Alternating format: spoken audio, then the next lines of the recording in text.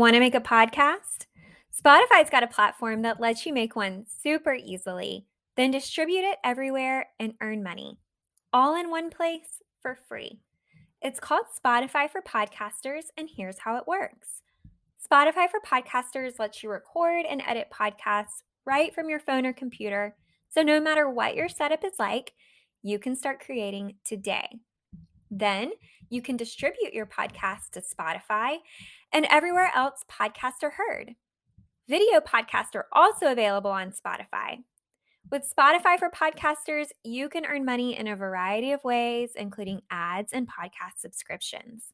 And best of all, it's totally free with no catch. Ever since we discovered Spotify for Podcasters, we have had so much fun trying out all of the features like Q&As and polls that let us be really creative and engage with our audience. I highly recommend you give it a try. Download the Spotify for Podcasters app or go to www.spotify.com/podcasters to get started. The Cambridges reveal their first ever joint portrait. The Queen is in Scotland for her first appearance since the Jubilee. Charles addresses slavery while in Rwanda, and Her Majesty is back in the saddle. Plus, we've got royal expert Ian Lloyd on the show today to talk about the Queen, including some tidbits even loyal royal followers may not have known. That's all right here on episode 65 of Podcast Royal.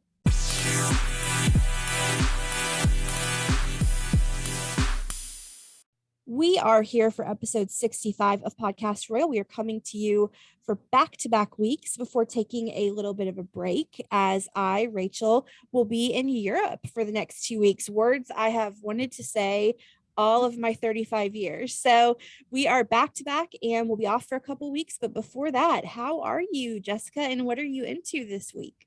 Hey, I'm so excited for your trip. I can't wait to Thank hear you. about it. I'm doing great. So this week I am actually into learning about family history. So let me tell you, the royals they really don't have to do a lot of research, right, to learn about their family history. They've got it right there at their fingertips. It's been documented for years. You can open up any history book or read a biography or take a stroll through a palace and look at the photos, and it's just right there. But for a lot of us, we don't have that luxury. And this past weekend, I stumbled across a website where one of my relatives has been researching and kind of building a little family tree for several years. And I came across a ton of information, and I was so surprised that I had not seen this before. So I have kind of done a deep dive into family history over the past few days. And Rachel, let me tell you, I saw a photo of my great, great, great grandparents who lived in the 1800s. Wow.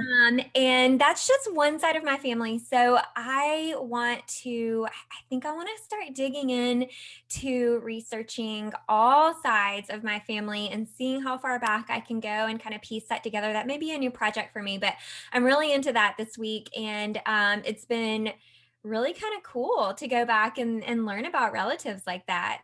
So That's awesome. have you ever done that? And have you ever looked in your family history? When my grandparents were still alive, I've always been really interested in where I come from and learning about our family tree. Like, I love to, this is, I hope my family, well, I know my mom's listening, she'll laugh at this, but I, like, when I was in college, I in high school, I would draw like our family tree, and God love my family. We've been married and divorced so many doggone times that the family tree spans across, like, I mean, people have multiple marriages.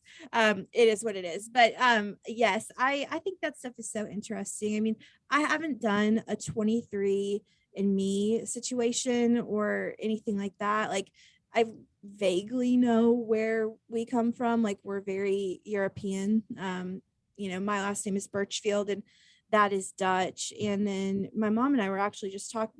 My mom and I went to Savannah this past weekend, Savannah, Georgia, and we were talking about our family lineage, and we're just super European. But I mean, I think that stuff is so interesting, and you've kind of inspired me to do a little bit more digging myself. Like I said, when my grandparents were still here, I really was into it, and they've been gone for some time. So maybe I should pick it back up again. Yeah, definitely. I have not done any of the deep research either. I don't know how difficult that's going to be. I was fortunate to come across this website where, family members already done a lot of the work. And I mean, I think he started before the internet was even a thing. So he was Oh, going to well. courthouses to pull records and cemeteries and all kinds of things, and he's kind of put it all out there. But yeah, I don't know. I would love to dig more into that. What side, your mom's or dad's? It's on my dad's side. Okay. So I'd love to look into my mom's side as well. That's so fascinating. I mean, that's something I think we all should do. We all should know where we come from. But yeah, you're right. The royals don't. There's multiple books and books and books written on their family history, and we've talked about their family history quite frequently on this show. But as for what I'm into this week, I mean, look, it really can't be anything other than my trip to Europe, which I can't believe is finally here. We booked these tickets in January. I fly out Friday the 1st, and I'll be in London, Paris, Edinburgh. And I mean, to say I'm excited is the understatement of the millennium. I'm going with my middle school best friend, Stephanie.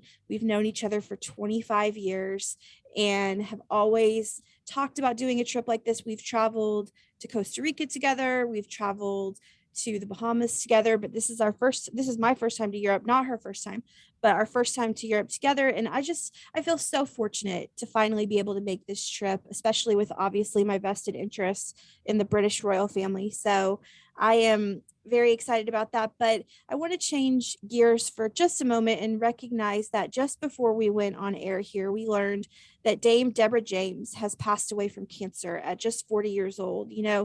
Diana, Princess Diana was 36 when she died. That anniversary is this summer, 25 years ago.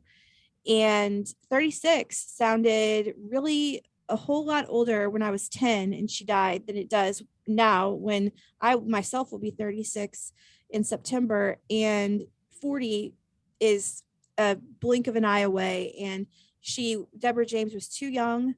Um, Cancer is the worst. And in the last month of her life, just in case you've missed this, listeners, I really don't know how you could have, but Deborah raised over 6 million pounds to combat cancer. And she was recognized, and rightfully so, by Prince William and the royal family with a damehood in her final days. She was a courageous warrior until the very end, and she will be missed. And but she has left such a legacy, and she has nothing, but she should be nothing but proud of. I'm choking up over here because life is so short and we just think we have time. So thoughts and prayers to her family and to her loved ones, and thank you for the difference you made. And that just broke, so it's still pretty fresh and raw. So let's take a very different turn, shall we? Let's do a 180 and let's have some fun. So let's talk about your fashion pick of the week. Yeah, and before I jump in, I do just want to say thanks for mentioning that on the podcast, Rachel. I had just seen that news break as well, and she, really spent her last years here on Earth working so hard to raise awareness, and make out the outcome, for other cancer patients better. And so that was really incredible and really selfless, and she will certainly be remembered. Absolutely. Okay, so my fashion pick this week, I promise I'm not always going to pick Kate. I mean, it's not Um, hard to pick Kate. but it is none other than her rewear of her LK Bennett dress and powder blue coat that she wore last week for the unveiling of her and William's official portrait, which we'll talk about in a second. But here's why I chose this outfit. So first of all, I love the dress. It is light and flowy and perfect for a summer day outing. As I said, it is by LK Bennett, and it was a mixed light blue and sort of peachy speckled pattern with these flowy short sleeves. And I liked it because not only was it pretty and feminine, it was a recycled look from 2015. So she's had it in her closet for a while. She's worn it before, and I thought it was just really appropriate for the day's events. They had a full day from a museum to an outdoor fair to a stop by a homeless organization. It was a really important day, but I didn't think it was a day to flaunt an expensive new outfit. And I thought this one allowed her to move around. It really kept the focus on the issues they were highlighting. And I think going with a new flashy look would have been not a great choice for the day's events. I So love this look. This is a good pick. I mean, it just caught my eye. Every time I saw a photo online of her in this outfit, I loved it.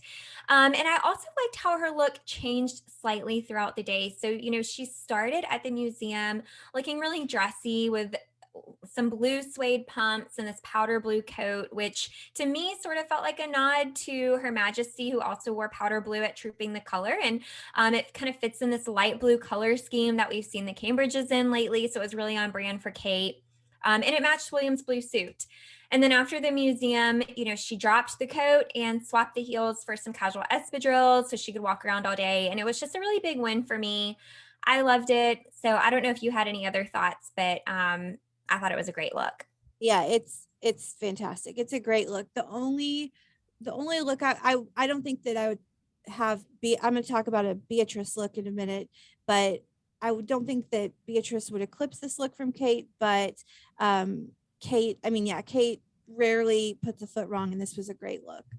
Yes, totally. All right, so let's go ahead and jump into Royal Rundown. We talked last week, about William's 40th birthday, but we had not gotten this little surprise when we recorded last week. So royal watchers were really happy to see a portrait of the future King and Duchess of Cambridge in their first official portrait together. And Rachel, I'm actually not sure that I realized this was their first official portrait. Did you know that? I knew that this was their first official joint portrait. Do you remember? So I like this. I like this portrait. I'm sure we'll talk about opinions in a minute, but do you remember Kate's portrait from a few years ago that was just like pretty much universally panned? It just made her look like really creepy, Yeah. like a ghost coming out of the dark shadows or something. Yeah. And so this is far superior to that. Yes, and I don't know. I guess I hadn't seen another official portrait of them together, but I had never really thought about it being their first. So that was really fun to see. Last week, they visited the University of Cambridge's Fitzwilliam Museum to see it unveiled publicly there. And we put a photo of the portrait on our Instagram account. It's a really big painting. I saw them in the room in the museum up next to it, and so I had to go Google how big it actually was. Online, I found an article that said it was 210 centimeters by 110 centimeters, which is almost 7 feet by like 3.5 feet. So it's pretty large. The artist is Jamie Coreth, who said that he wanted the image to evoke a feeling of balance between their public and private lives. So that's really kind of what he was going for. Yeah. And we mentioned this on Instagram too, but in the picture, she is wearing that shimmery green dress by the Vampire's Wife, which she wore on their visit to Ireland in 2020. We've talked about that on the podcast before, and listeners will remember that pink shimmery dress by the same label on their tour in Belize. So kind of a same sort of shimmery look, but in a different color. So I love the dresses by the Vampire's Wife. I know we've talked about Beatrice wearing that recently. I love this green one that she chose for the portrait. And then, of course, she paired it with a pair of diamond and pearl earrings and a pearl bracelet that belonged to Princess Diana. And her heels were the very recognizable Manolo Blahniks that I am pretty sure we would all love to have in our closets. Yes. Okay, Rachel. So when I was in England a couple years back, I went in Harrods and they had Manolo Blahniks in there, and I tried a pair on. I didn't buy them, but I had to try them on. That's just like almost too much torture because I know I could never afford them. I just had to like put my foot in. So that was really fun. But what are your thoughts on the portrait? Did you like it? I did. Yeah, I'm actually looking at it on our Instagram right now. I just think, I love art, and I think that it is just amazing how, first of all, I don't know if, the artist chose this dress or if Kate did, but this is a particularly difficult dress to paint because it's so shiny, right? And but this artist has really just nailed the texture of this dress, and Kate looks beautiful. I read somewhere that we saw this. This is from an engagement that they were at earlier this year when she wore this. And the artist said that he wanted to capture, like as you said, a private moment at a public event. And so, this painting kind of looks like, they're they rarely show PDA in public, but in this painting they are, Kate has her arm wrapped around William, his arm around her, and I think Kate looks great. I mean, look, people will always have something to say about art and writing for that matter. It's everyone has an opinion, but I did hear people say that William doesn't stand that way. He is kind of standing in a way that you don't often see him stand, but the expression on William's face, if you zoom in, is, I mean, that's just so William. That is I mean, I love it. It's beautiful, and I'm sure that in person it is absolutely stunning because it is so big. And I say bravo. I mean, it's definitely an upgrade from the previous Kate portrait, which I thought it would be impossible to make Kate not look beautiful, but that other portrait made her look terrifying. So I like it. What do Well, you? yeah, I had the same thought as you. I was actually flipping back and forth between the painting and the actual photograph of her in that green dress, just to get an idea of how the artist painted that and made the painting look like a shimmery dress. I mean, that's one thing that I love about that dress is the fabric, and Yeah, I think that's got to be incredibly difficult to paint. But no, I totally agree. I think it's a great photo, and I would love to see it in person. absolutely. It's beautiful, and so kudos. And it's, I mean, I'm kind of a little, like, my words are stumbling right now. I'm really taken by it. So I like it. So since our last episode, Charles and Camilla returned from a tour of Rwanda, and late last week, while they were there, Charles expressed quote unquote personal sorrow over suffering caused by slavery in a Commonwealth speech, declaring it was up to individual countries to decide whether they would keep the Queen and, of course, eventually Charles as head of state or become a republic. So this comes, of course, after the three Caribbean countries William and Kate visited for the Platinum Jubilee tour in March. How could we forget this? Belize, Jamaica, and the Bahamas, all three of them declared it was their intention to become republics after that controversial tour. Some of them were already in the works prior to the tour, but after the tour, all three of them were in lockstep. They wanted to become republics, and this, of course, follows Barbados, who became a republic in late last year, in November of last year. So in his speech, Charles said, "I cannot describe the depths of my personal sorrow at the suffering of so many as I continue to deepen my own understanding of slavery's enduring impact. Many of those wrongs belong to an earlier age with different and in some ways lesser values. By working together, we are building a new and enduring friendship."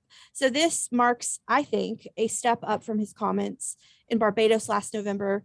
As I said, when that country opted to become a republic, we also heard William speak publicly in the past couple weeks about that he and Kate learned so much from their Caribbean tour, which we, of course, could ascertain from the statement that they released at the end of the tour. And, it's no one is outright, I think folks are asking for the royals to come outright and apologize for slavery.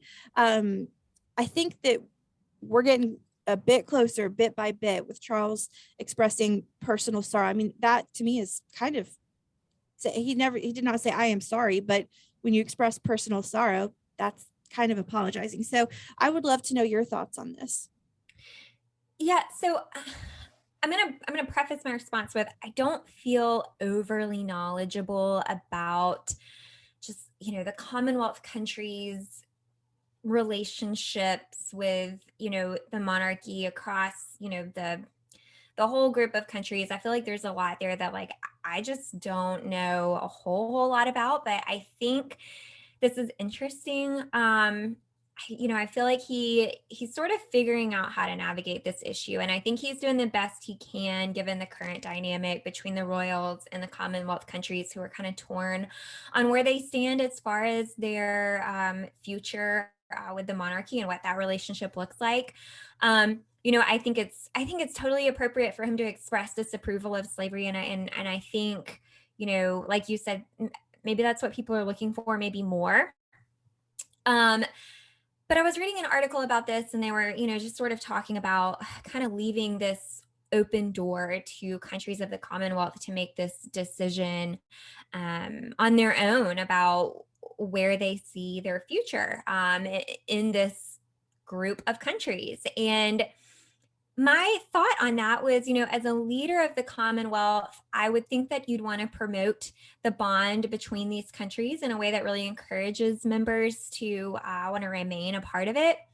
So I don't, I don't know if he's really taking a neutral stance or not, but I don't know that that would be the smartest strategy. I would think that, given the Queen's life being devoted to serving the Commonwealth and her passion for those countries, I would think that it could be a good opportunity for Prince Charles, as he's stepping into this role, for him and William to work together to maybe get creative and have conversations with those countries and find out,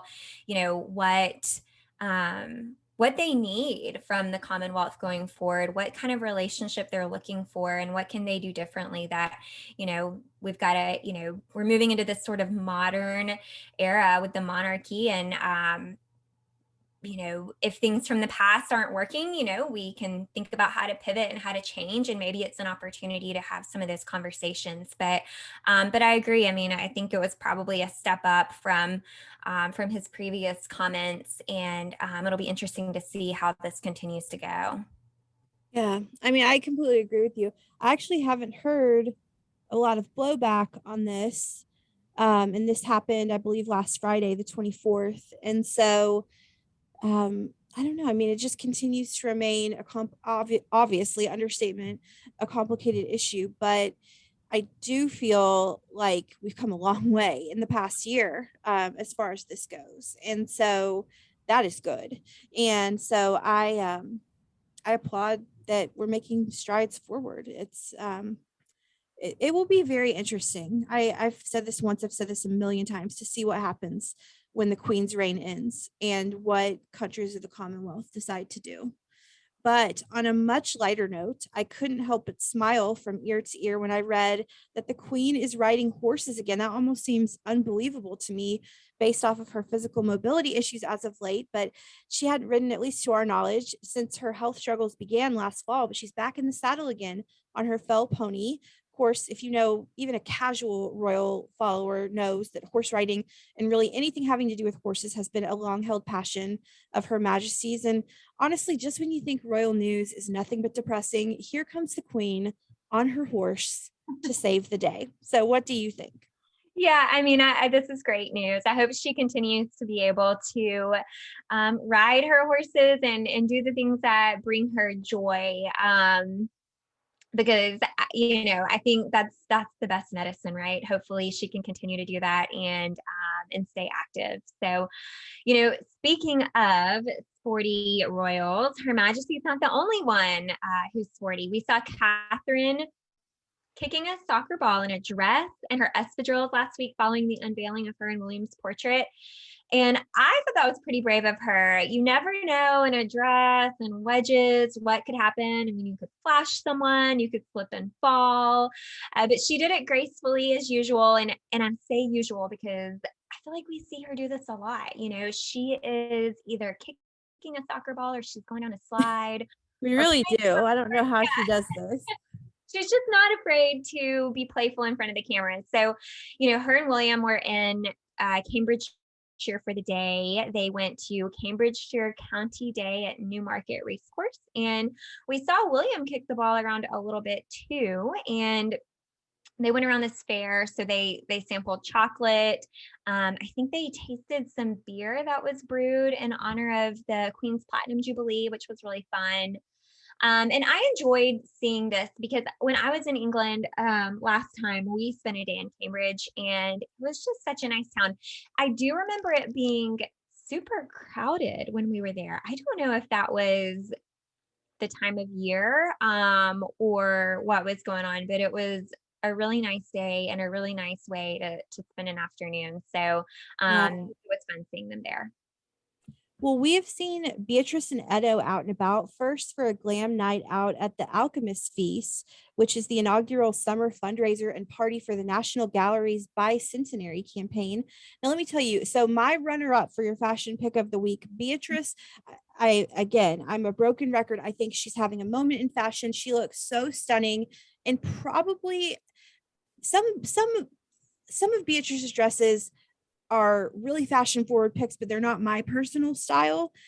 This dress is my personal style. It is probably one of my favorite dresses she's ever worn. The dress is by Mercarian, and fun fact, the original dress had a very deep V-neck neckline. She modified it slightly for a little bit more of a royally approved look, if you will.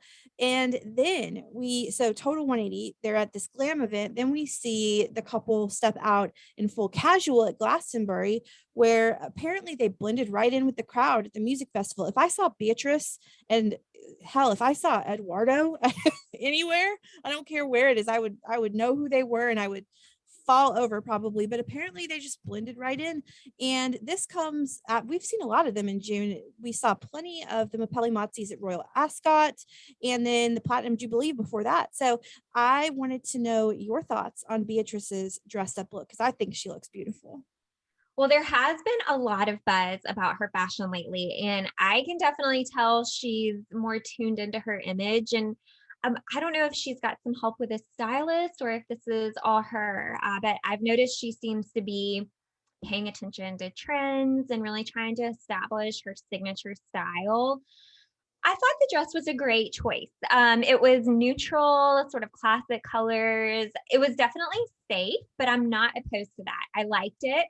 I liked that she buttoned it up a little bit, made it a little more classy. And overall, I agree. I mean, I think it was a great choice, and it was fun to see her. And it's been fun to see her in something a little bit different lately. So I look forward to seeing her at these different events and what she's going to be wearing. So yeah, I think it was a win. Good runner up.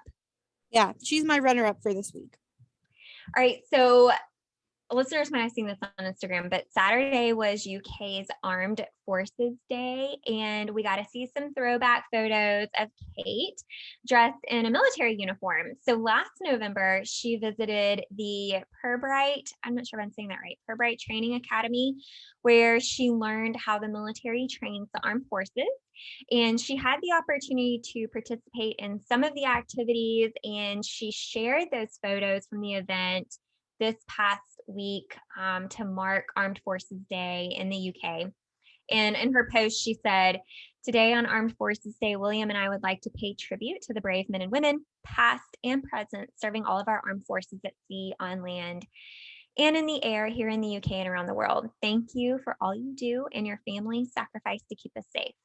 Okay, Rachel, I've got to ask you, do you think that her team got what she would be wearing, like the uniform, ahead of time and had it tailored for her? Or do you think she just went in there and grabbed something and put it on? If she can go in anywhere and grab something and put it on, and it looked that perfect for her, then once again I say that is just not fair. I mean, probably, I mean, I'm sure they did, right? Because like I don't know how she looks I mean, she looks literally perfect. And you know, you can't look that perfect if you just get a standard size usually. So I would say I would vote yes. Yeah, I was thinking about, I mean, I've put on a military jacket before, and it was boxy and, baggy and definitely not chic. So if her team got it ahead of time and made sure it was going to fit her just right, good for her. Cause yeah, Yeah, it looked great.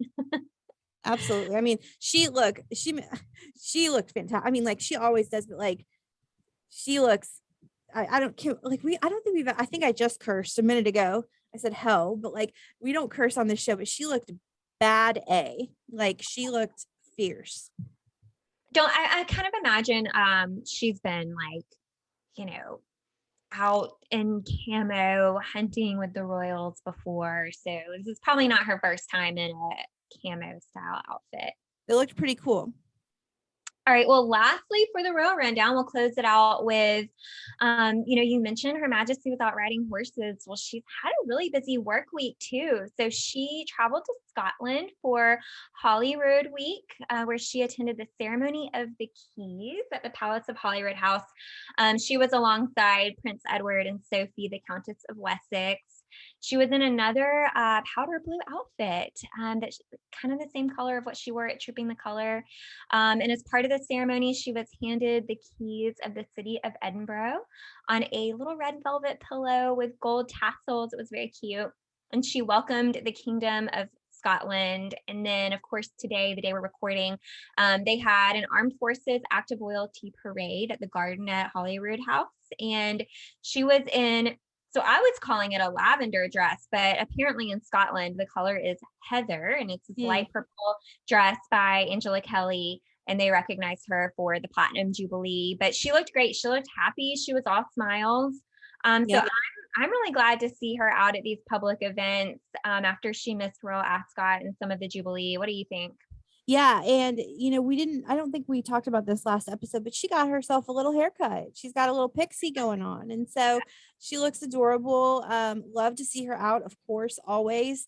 And I'm so sad because I'm in Scotland in like a week and a half. So, but we will have just missed each other because I am going to Holyrood House, Palace of Holyrood House. And so we just missed each other, but love to see her out. She looks beautiful. So before we jump into our interview, I did want to do one quick Royals Around the World segment today. Listeners, every now and then we'll chime in on some news outside of the British royal family. And there was something going around this week that I thought we'd chat about. So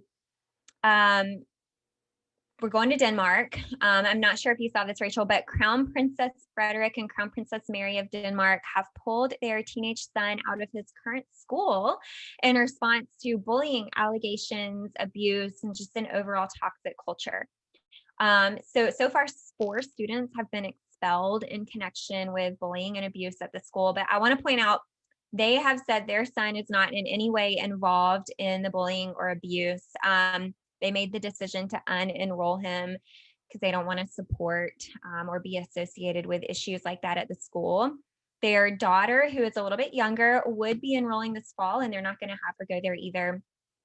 For listeners who may not be familiar, the school is really established. It's for wealthy families that attend. It's called Herlufsholm School. I don't know. I think I'm saying that right. But it's been around since 1565. They have students who attend during the day for classes, but they also have students who are there in a boarding capacity. And the Prince and Princess of Denmark put out a joint statement. I won't read the whole thing, but the last part just says, it has been a difficult process for us as a family, but based on the overall picture and our special position as Crown Prince couple, we have chosen that Prince Christian will stop at Herlufsholm and that Princess Isabella will not start in 9th class at the school after the summer holiday.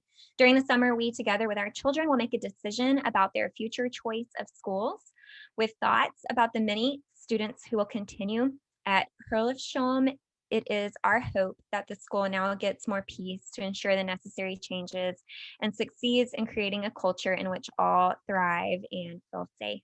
So any thoughts about that scandal and their reaction?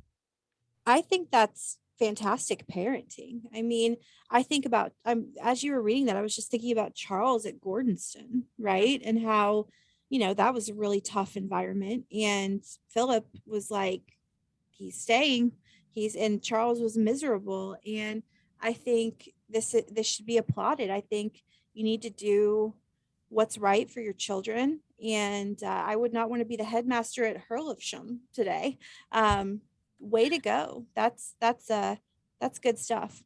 Yeah, I totally agree. I think they made the right choice. And I think that's hard, especially when, maybe there's a school that people in your family have gone to a long time, or your kid's been going there for a while and you've got to pull them out. But sometimes doing the right thing is hard. And I applaud them for that decision. Yeah, that's really interesting. We don't talk about them nearly enough, but I love that family. So kudos. Well, as we wrap up, we were so fortunate this week to chat with Ian Lloyd, who is honestly just a wealth of knowledge. You'll see what we mean when you listen to the interview about all things royal, in particular the Queen. He has a book coming out. We'll talk about that in our interview. So take a listen to our conversation. Today on the show, we have the pleasure of chatting with Ian Lloyd, writer, photographer, and author of several books on the British royal family, including most recently The Queen, 70 Chapters in the Life of Elizabeth II. Ian has been covering the royal family for nearly 2 decades, photographing every member of the royal family and writing books on not just Her Majesty, but also Prince Philip, Catherine, the Duchess of Cambridge, Prince William, and so many more. Ian, welcome to the show. Hi, it's nice to talk to you. Hello. It's been quite a few weeks since the historic Platinum Jubilee. As a biographer of the Queens, we want to know, what was your take on it all? Well, I find it quite poignant, really, because I've been to the Golden Jubilee and the Diamond Jubilee, and as a boy, I was at our local festivities for the Silver Jubilee. So, but this is almost certainly the last big occasion like this that will involve the Queen. It was a very emotionally charged occasion. I had a seat near Buckingham Palace for Trooping the Colour, but also one for the pageant on the Sunday, and the press office were very vague about would the Queen attend and so on, and then suddenly we got a text through from the palace just about an hour before the pageant finished to say, yes, the Queen is on her way. So it was charged with a lot of emotion, I think, because, we're obviously coming to the end of a very long and successful reign, and the Queen is so popular, not just here in the UK, but all over the place. I mean, I sat in the media tent next to journalists from Italy and Brazil and Japan and so on. So it's she's an international star, if you like, and so I think it was a great celebration, a wonderful chance to commemorate what she's done, and also after 2 years of horror with COVID and now austerity and so on in this country, it was great to party. But I say a little bit of emotion, I think, too. Yeah, absolutely. So I loved reading your latest book, which is called The Queen, 70 Chapters in the Life of Elizabeth II. The book is divided up into glimpses, which makes it not your ordinary biography, which I actually really appreciated. So I'm just curious, of the 70 glimpses, which glimpse of Her Majesty was the most fascinating to you? Oh, gosh, the most fascinating. I think her frugality always amuses people because she's obviously one of the wealthiest people in the world, but she was brought up by, in those days, obviously in the 1920s and 30s, by nannies and carers. So they themselves were born in the age of Queen Victoria and Edward VII. So they were very frugal. They were ordinary people that looked after the Queen day in and day out. Her nanny was called Clara Knight, who was also the Queen Mother's nursery maid, not nursery maid, sorry, nanny, sort of nanny. And then her nursery maid was Margaret MacDonald, who the Queen called Bobo, because that's how she could say her name when she was a baby. And these people remained with her throughout their life. They both died in royal service, and they were just very ordinary people. I think Bobo's father was a railway worker, and Clara Knight's father was a farmer.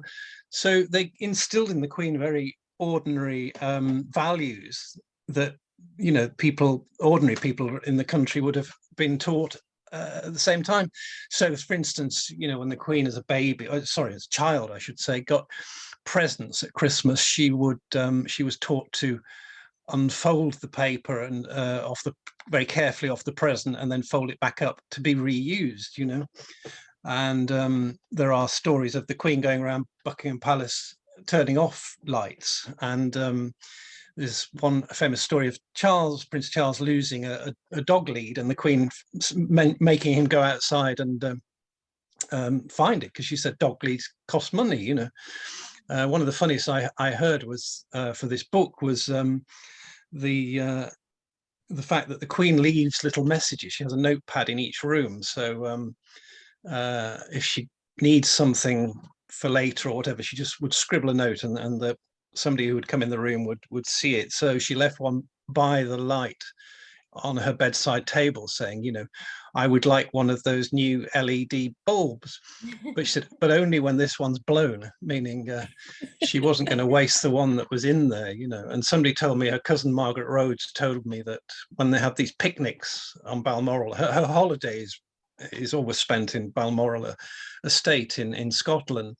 And they picnic and have dinner parties in little tiny sort of I think they're called bothies up there. They're like little stone huts, and these are places with no electricity and so on. So they take candles, and when they've finished, people tend to sort of grab it all together and throw it away. And the Queen says, no, there's plenty of light in that one, So she saves all the little bits and pieces because it's instilled in her from an early age. So Right. I found that quite fascinating, because at the same time she's surrounded by these fabulous Van Dycks and Vermeer paintings, and the largest collection of jewels probably in a private collection, I don't know, but huge wealth and palaces. But at the same time, she's a very ordinary woman in an extraordinary situation, I think.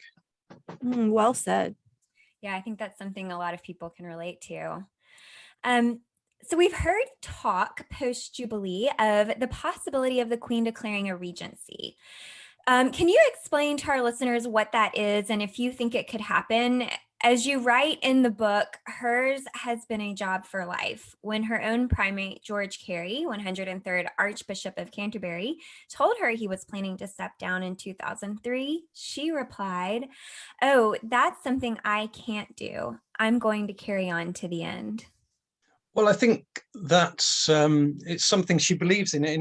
There was a documentary called Elizabeth R that came out in 1992 to mark the 40th anniversary of her accession to the throne, and in it she said, "I sometimes regret the fact that people don't take on jobs for life." It's something that we kind of are losing. I mean, if you look at, say, her first Prime Minister, Winston Churchill, he entered Parliament in the reign of Queen Victoria in 1900, and served right through to, I think it was the early 60s. He remained a member of Parliament. So that was a 60-year career. And then you look at, say, David Cameron, who was a recent Prime Minister who entered Parliament in the year 2000, and by 2016 had been Prime Minister and was now leaving to go on to other things. So, in other words, these days, I think people want more self-fulfillment. They want to have a job just as a temporary thing, and then perhaps go on to do something they've always wanted to do. The Queen's of that generation that believes that a job is for life. And I think she, I mean, I was told by this cousin Margaret Rhodes, who's now sadly dead, but she said that for the Queen, the most important thing of the coronation, which was when she was, crowned Queen, was actually not the crowning, but the anointing, which is the where the Archbishop of Canterbury places holy oil on the Queen's forehead and breast, and she's an anointed Queen as if by God, that she's got a holy sanction, and I think she believes very, very much that it is a job for life. She did say again to Mrs. Rhodes that she would, she always said it was a job, she would stay to the end, but she did say, unless I've had a stroke or got Alzheimer's or something like that. But the regency is something that would come into place by not just the Queen might not be in a position where she can decide, so it has to be done by the government of the day and the senior members of the royal family that are councillors of state, so Prince Charles, Prince William, and so on. They would have to decide that it's better for the country and the monarchy if they have a regency. I mean, the last time it happened in this country was I think it's either 1810 or 1811, I've forgotten, but there was a Prince Regent declared, and he was the son of George III, and King George III, he's the one that lost lost the American states, gained you independence. But George III, suffered periodic bouts of madness or ill health, mental instability, I should say. But anyway, when it became clear that he would never recover, his son became the Prince Regent, later George IV, and he effectively was the king, but he wasn't named as king. He carried out the offices of state, but was not, not King George IV until his father died. So it's possible that Prince Charles could do, but my own feeling is that they would want the Queen to reign for the rest of her reign, and that gradually William and Charles will take on more and more responsibilities, which we see they are. And interestingly, Prince William, of course, is moving to Windsor later this summer, and part of that is that he can be closer to his grandmother and help her in anything she can do. But the other great thing, of course, that George III didn't have, or Queen Victoria, is the fact that we've got video conferencing and things, so the Queen can actually carry out her engagements at a distance. So we saw recently there was an anniversary of a school, and she was able to do it remotely. She was able to visit the school thanks to modern technology. She was able to sit in her living room at Windsor Castle and actually see the school that she was celebrating an anniversary. So we've got the capacity these days to sort of carry out the job that she can carry out the job in a different way to her predecessors. Yeah, absolutely. Well, in one of your glimpses, you write, we're going to go back in time now, from the present day all the way back to 1947. You write that when the Queen married Philip in November of that year, 1947, it was a day of mixed emotions when it came to the then Princess Elizabeth's father, King George VI. You write, quote, mingled with his pleasure for her was a deep sorrow at losing her from his own home. In a poignant letter he wrote to her, I was so proud and thrilled at having you by my side on our long walk through Westminster Abbey, but when I handed your hand to the Archbishop, I felt that I had lost something very precious. So if you could describe the relationship between father and daughter, we know they were extraordinarily close, but I'd love to hear that in your own words.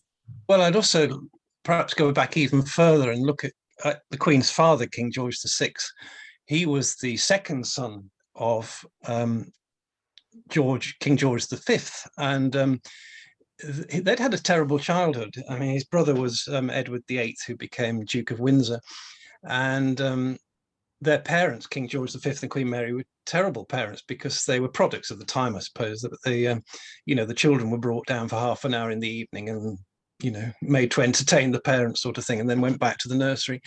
The Queen's father was a very sensitive man, and he suffered from kind of a nervous disorder, but also he'd been forced as a child. He was naturally left-handed, which Prince William is today, and in those days that was seen as not quite the right thing for a future member of the royal family. So he was forced to write with his right hand, and apparently when that happens, it messes up the way that your mind is wired. So it came out that he developed a stammer, really quite a bad stammer, and apparently that's because of I don't know, the way your body is wired. You know what I mean? That this sort of it was inappropriate to do that, so it came out in a different way. So anyway, he was quite shy and nervous and had this stammer and so on, and had a terrible childhood. But then he gained a great deal of confidence from marrying the woman we later remember as the Queen Mother, Queen Elizabeth, who was Elizabeth Bowes-Lyon. She was a very strong character and very, very supportive. And she helped him. And then they had the two daughters, Elizabeth and Margaret. And he said that Princess Elizabeth was his, I've forgotten the quote now, his pride, joy. That was it. And Princess Margaret was his joy. He got such a lot out of being a father. And when Edward VIII, his brother, abdicated, in the abdication speech, there is he says that his brother has one thing that he doesn't have, and it's the matchless blessing of a happy family life. And they really did have an idyllic family life, but a lot of it was it was difficult because of the war and George's accession. So I don't think he ever felt he'd, after the war ended in 1945, I don't think he'd ever really felt he'd had that much time with his daughters before they were ready to leave home. I suppose most parents go through that kind of thing, but Elizabeth had fallen in love at a very early age. I mean, she met him as Philip as a child, but when they were both children, but they first remembered meeting in 1939 when she was only 13, and she wrote to him during the war and so on, and then she became this they had developed this kind of love affair, and they became unofficially engaged in 1946 at Balmoral, and Elizabeth was only 20, and you could see with the king, it was very it's just very sad that you were losing this this very intimate structure, this because it wasn't, I think he gained a lot of security from it himself, so I think he felt he was losing that. But I think it was it was definitely a mixed blessing. And I think they were very suspicious about Prince Philip, because he was he'd been a sailor in the Royal Navy for the whole of World War II, and I think the king more or less said, well, sailors were famous for having a girl in every port, and Prince Philip was a devastatingly handsome man. Half of London was in love with Philip, so I think they were rather concerned that will he be the kind of man that would support Elizabeth, or would he just be a fly-by-night that was in it for the well, Mrs. Rhodes said to me, there was a famous quote that around the time, that was he just in it for the goodies, meaning the money and the prestige, you know what I mean? Yeah. But I think they were very worried about what would happen with Philip as well. Well, we have another relationship that we want to talk about today. So we've actually never before on the show spoken about Her Majesty's relationship with her grandmother, Queen Mary. Oh, right.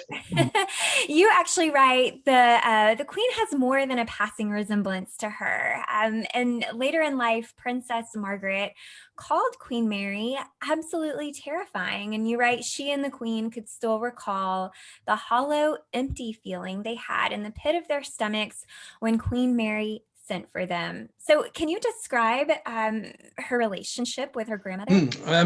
Well, Queen Mary was a formidable figure. I mean, also in that chapter, I think I put it in that one about who was the Queen's first cousin, and he was another grandchild of Queen Mary. And there was a reception at St. James's Palace, and Queen Mary was sitting there as a sort of monumental figure. Somebody described her as being a bit like St. Paul's Cathedral, which is this great edifice in the middle of London, but she was something very solid and quite imposing about her. But that was the anecdote of E.M. Forster, the writer, who was notoriously short-sighted, and came up to Queen Mary and hang on, I've got that the wrong way around. Oh no, I think it was the other way around. I think he bowed to the wedding cake thinking it was Queen Mary because it was a great solid white structure.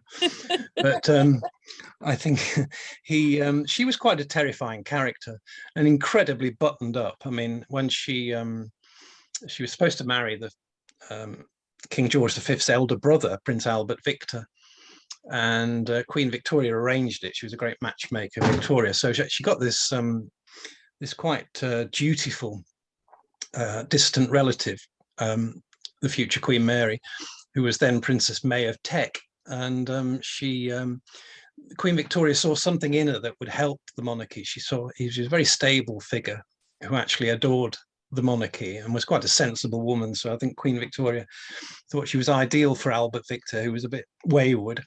And unfortunately, he died of influenza at Sandringham at the beginning of 1892, and Queen Victoria decided, well, we're not going to waste this wonderful woman, so she sort of passed him on to the brother. So whether they liked it or not, Princess May of Teck was to marry the next king, which was George V. And if you read, it's quite poignant in biographies of Queen Mary that they were incapable of talking to each other as a married couple. They wrote letters to each other and confided, and they're quite passionate letters. They confided their love in it, but they were incapable of saying it. Probably that Victorian generation just didn't talk about emotions.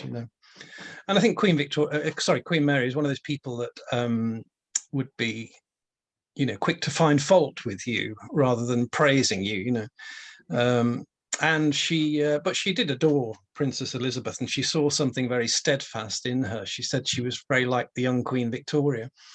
They did have a very good relationship, I think, but I think Margaret was had a more difficult relationship because Margaret was the naughty one, and also Queen Mary preferred the company of men. She was because Princess Margaret once said that it's quite annoying really, because she would try to tell all her friends, oh gosh, she's a terrible, frightening woman, but all her male friends, Margaret's male friends, were besotted with Queen Mary because she loved to entertain and talk to them and so on, and they thought she was a marvelous character. So nobody could quite see what a dominating character she was, but she just had this iron will and determination that the monarchy should succeed at all costs. So and the Queen has something of that nature in her. She's quite like it in like her physically. I started as a photographer, as you said, and it's always quite difficult getting pictures of the Queen really broadly smiling, because she's always aware that she's the Queen and that she sort of brings dignity into the room. And by character, she's a very serious person, but when she laughs, it's very it's beautiful because her face lights up and it just changes everything. And but she's a very quick, sharp laugh, and if you don't catch it, that's it. She's straight back to that kind of composed look, whereas completely different to her mother. Her mother was just an entertainer. She loved performing, she loved being the center of attention. And the Queen Mother, you could never get a picture of her not laughing, because she not laughing, well, smiling, should we say. She was always very very had this beautiful radiant appearance all the time. The Queen, like Queen Mary, has a very solemn appearance and is quite buttoned up.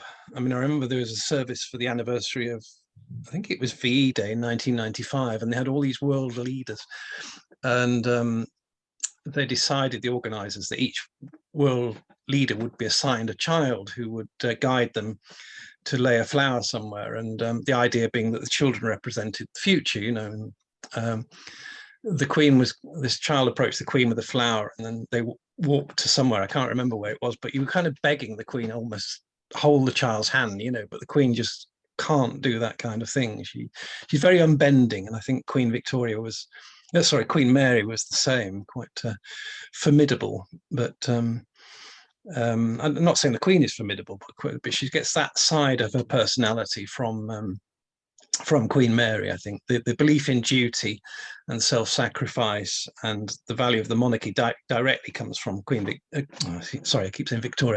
Mary. Well, I enjoyed reading about, as you call it, the Queen's delicious sense of humor, which is one she actually shared with her grandmother. So how would you describe the Queen's sense of humor, and how has it helped her in her role as monarch? Well, I mean, it's one of the kind of great secrets in a way, because she doesn't reveal it really on public occasions. And so she's very aware of dignity, but behind closed doors, she's a great mimic. For instance, I mean, she could take off Mrs. Thatcher. She would imitate Princess Margaret, who actually, this is her sister, but as Princess Margaret got older, she got posher. She got far more aristocratic than the Queen. So the Queen would imitate Margaret, and apparently would imitate Concorde taking off. But she gift for mimicry and that. And there's a story of some ambassador who he slowly backed out of the room. The Queen had thought he'd gone, and she did an impersonation of him, and he said, that's not bad at all, ma'am. And she suddenly realized the poor guy was still standing in the corner. No. She has a terrific sense of humor, and it's very deadpan. It's very she doesn't tell jokes like a comedian. It's a sort of it's sort of very quiet aside to people. So I remember one day was the director of I think it was Stephen Frears, his name, that directed this film called The Queen with Helen Mirren. I don't know whether you've heard of it, but she said she met him and she said, did we allow you to use the palaces? And he said, oh no, we tried and you wouldn't allow it. So she said, sounds about right. And sort of, that's kind of her humor. It's a sort of quick fire almost, but so she doesn't tell jokes as such, but she has a witty response with people. I find this fact really interesting. You write that Queen Mary died on March 24th, 1953, which was exactly 9 weeks before her granddaughter's coronation at Westminster Abbey.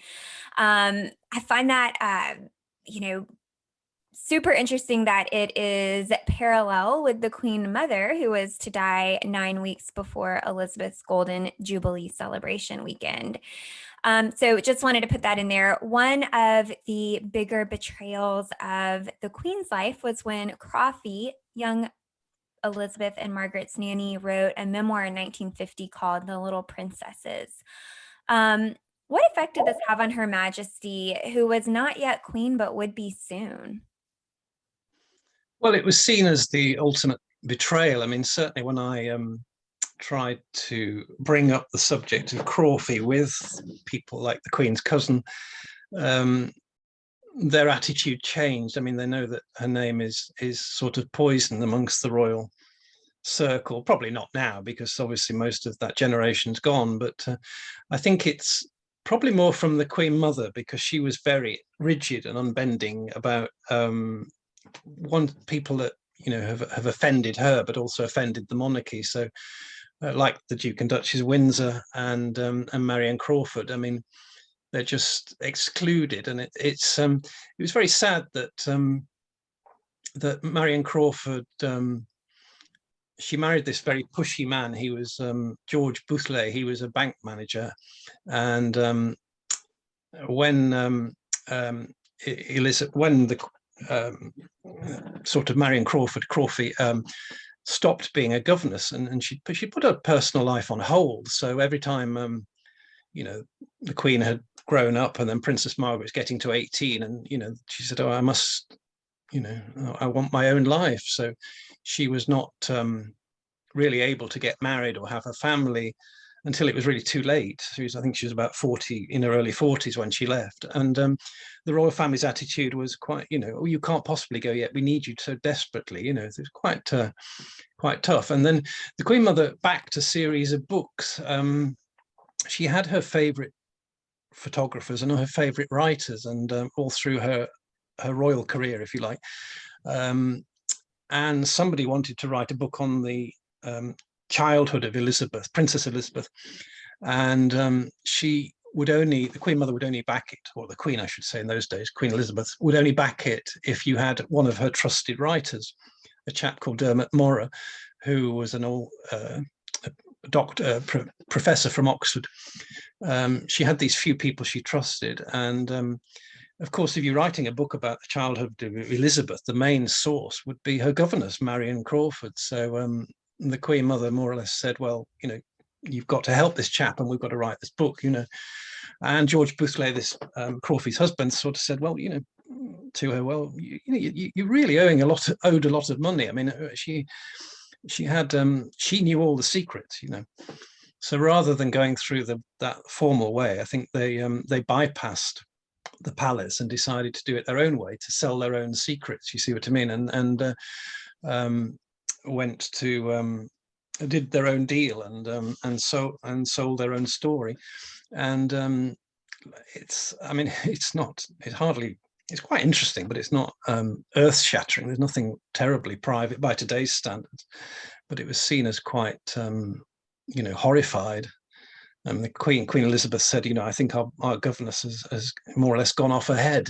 She regarded it as a betrayal. Now, to her, that she felt that Marianne Crawford should be willing to give the information, as it were, for free, because she's been in this privileged position. But obviously, she didn't see that. And of course, since then, we've had generations of royal servants who've written books like Paul Burrell about Diana, and you know, Diana's private secretary and her chauffeur and so on. People are always willing to do that to get that extra bit of money, because don't get paid, frankly, a lot.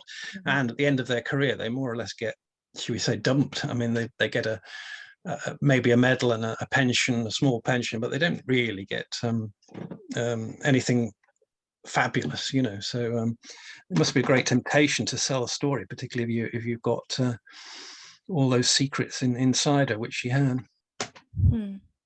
Yeah, in the book, you quote Margaret as saying, "I get enormously impressed when she, the queen, walks into a room. It's kind of magic."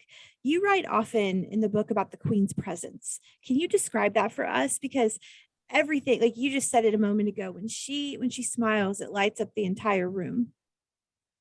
Yeah, I mean, I think the queen is. I mean, I've seen many famous people in my time as a photographer and then as a writer, you know, film stars and politicians and so on. And the queen does have a tremendous presence. I mean, when she comes into a room, you do get this kind of, I don't know, kind of icy sort of shiver down your spine. There's something amazing about being in her presence. I think partly she holds herself very regally, so she's aware of who she is and her position.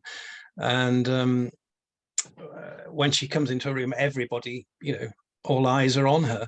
She has a kind of star quality, and that's what Margaret was alluding to. There's something quite weird having the queen there, because you know it's the most famous woman in the world, and she's the woman on the coins and the banknotes we see every day, and there she is in front of you, and it can be quite mind-blowing. It's quite funny the effect she has on other people. I mean, I wish I had £1 for every man I've seen who curtsies to the queen, because you know, men are supposed to bow and women curtsy, and Right. then what happens is the queen walks into the room, everything goes out your mind, you know. And one man told her, he said, you know, you've always wanted to meet me, and you know, the queen said, oh, have I? You know, they get completely, you know, say the most stupid things and talk about her brooch or something, you know, saying what a beautiful diamond brooch, and afterwards you think, why did I say that? You know, I mean, she just makes you very sort of reduces everybody to being almost like children again. I went to a press reception when the Queen went to Russia, and we all were in this room with drinks, and then we could see this little blue hat go past through this sort of glass partition. I thought, oh, she's here, you know. And then we were all told to put our glass down and form an orderly queue to shake hands with the Queen. And when I looked behind me, all these very famous journalists covering the this very historic visit in 1994 to Russia. And it just looked like being at school again. You know, that thing where you're waiting for your school dinner or something, and you're queuing for the, you know, whatever the lesson is, you know. And we were all just standing there looking very nervous and, you know, a bit palm sweaty, and you know, and then you go into the room, and the thing that you notice is her dazzling blue eyes, because the Queen has a really nice deep blue eyes. And I just remember bowing to her, bowing to Prince Philip, and then I couldn't stop bowing. Everybody I've met I bowed to, you know, because you just such a you're in a dither, you know, you're kind of a bit panicky. You also write in the book that Margaret Rhodes recalled that following the 1936 abdication, which resulted in Elizabeth becoming heiress presumptive, Princess Elizabeth prayed hard for a brother to succeed her in the line of succession. For someone who seems so well suited for the job, why did she not want it? Well, I think she's actually a surprisingly shy person, the Queen. I mean, I remember seeing her at an event, a big exhibition. It's to do with the Women's Institute, and it was about 1986, and it was at a big exhibition hall in London. And the Queen went all around this floor talking to certain people she'd been, you know, selected to meet.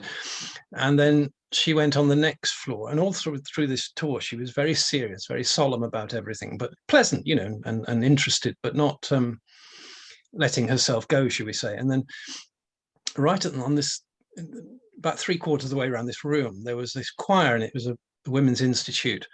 Were all dressed up as highwaymen. Do you know about highwaymen in, I don't know whether you're aware of it, you know, Dick Turpin, people like that. They wore in the 18th century, they wore this kind of men's uniform, men's clothes basically, and they would But it was elderly women all dressed up, and of course they looked quite funny, and the Queen couldn't stop laughing.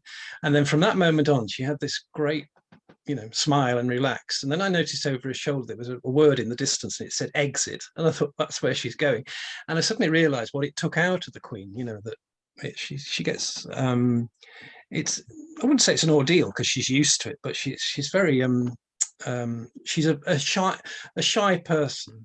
And another cousin, Lady Pamela Hicks, who was Philip's first cousin, she told me that they were somewhere, and the Queen was looking out the window at all these people milling around waiting to see her, and she said, if I was mummy, that's meaning the Queen Mother, she said, if I was mummy, I'd be down there with them now. Meaning that the Queen Mother was just an entertainer, and she would think, straight away I'll go down and talk to them. The Queen would rather not. She finds that, well, I wouldn't say she would rather not, but she does it out of her duty and a belief in duty, but it's an ordeal. And I think that's what makes her reign and her royal life quite amazing, because she's not, by personality, she would never be cut out to be that kind of leader. I think if she was not the Queen, if she was say an ordinary person, she would have given something back to the community. I think she would have been the president of the local women's institute, or a magistrate, somebody, somebody who is on the board of a charity, that kind of thing. She would be committed to giving back, but I don't think necessarily she would want to lead. And I think that's what's an amazing thing that she's done, really, because she's not she's not that kind of personality. So I think when she was a child, she was hoping for a boy, because the boy would be a king, and she would now be just another royal cousin, like Princess Alexandra or something like that. And I think also that would be sorry. No, I was just saying, could you even imagine her not? I just can't see it. I just can't ever imagine a world where the Queen is not Queen. No, I can't, and that's that's kind of the poignant thing, because one day she won't be, and there's something again about, to me, she's like kind of walking history. She met all those people. One of the first chapters I did was about the very first celebrity she met, which was Charles Lindbergh, who just flown the Atlantic, and he went to Buckingham Palace and to see her grandfather George V, and the Queen's nanny, Clara Knight, was stood near the door holding baby Elizabeth, who was just about, about a year old, and Charles Lindbergh stroked her cheek as he was leaving, so she's got this great, sort of link with the past. I did something on her meeting American presidents. Of course, she met every one of them, apart from, I shouldn't say every one of them, everyone since Harry S. Truman, who she met in 1951, but the only one since Truman that she didn't meet was Lyndon Johnson, who was supposed to come over for Winston Churchill's funeral in 1965, and she would have met him then, but I think he had flu, I think, and was advised not to fly. But one of the amazing ones is this, on her visit to the States, her first as Queen in 1957, and she had dinner with Herbert Hoover, who of course was president during the Wall Street crash. You think, wow, and when she became Queen, Stalin was still leader of the Soviet Union, and Chiang Kai-shek in China, and Winston Churchill, I say, was first prime minister, and these people born in the 1870s and 80s, so it's amazing really what she's seen and been through, and I think that's quite fascinating for me. And like you say, it's I think a lot of people in this country certainly feel that even if they don't like the idea of a monarchy, that they do like Elizabeth II, because of this. She's just always been there. through our childhood, the Queen's Christmas broadcast every Christmas Day and so on. A figure of constancy, and sort of in an ever-changing world, somebody that's just there in the background, that the world just seems a nicer, safer place when she's around, particularly Absolutely. at the moment.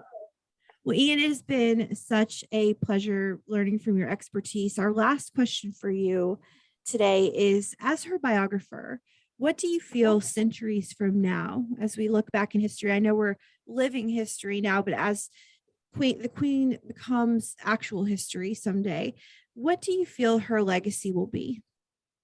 Goodness. I mean, the problem with that is it takes so many years to assess, doesn't it? There's a story of somebody about 30, 40 years ago and was asked to talk about the French Revolution and said it's far too early, because it's sort of the further away we get, the different the perspective. But certainly I think she'll be seen as somebody that oversaw the transition from Britain being an empire from the days of Queen Victoria through to her father, who was the last emperor of India. And during her reign, a lot of the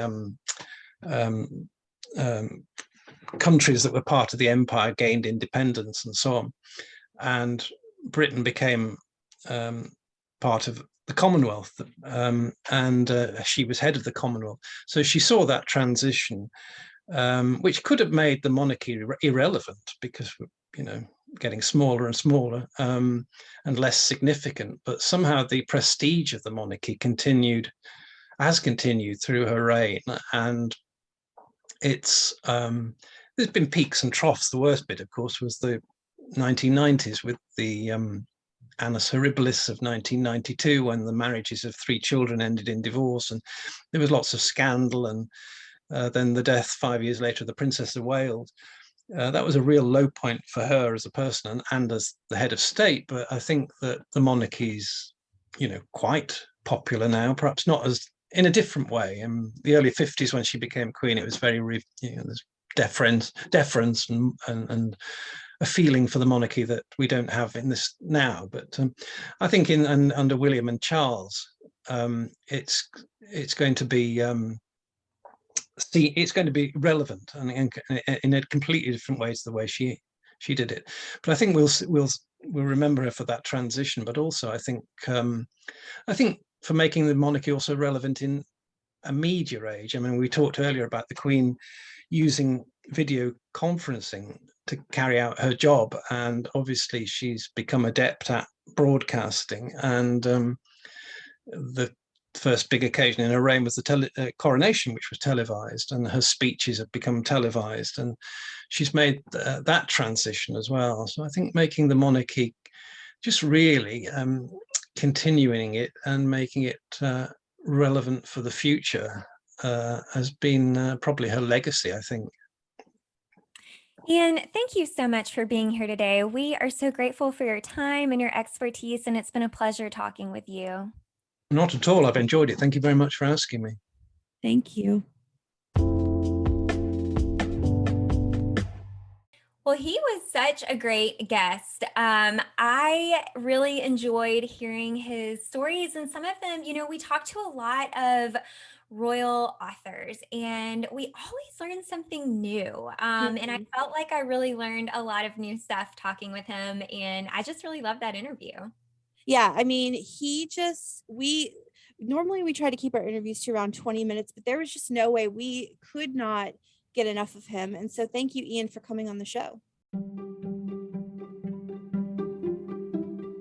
Listeners, as always, we thank you for listening, and don't forget to follow us on Instagram at Podcasts Royal. Email us at hellopodcastroyal@gmail.com, and please follow, rate us 5 stars, and review our podcast. Send us all the good messages. And again, you can email us if you have any other thoughts you'd like to share with us. So thank you so much for tuning in to episode 65 of Podcasts Royal. Bye. Bye. See you when I get back from across the pond. Woo!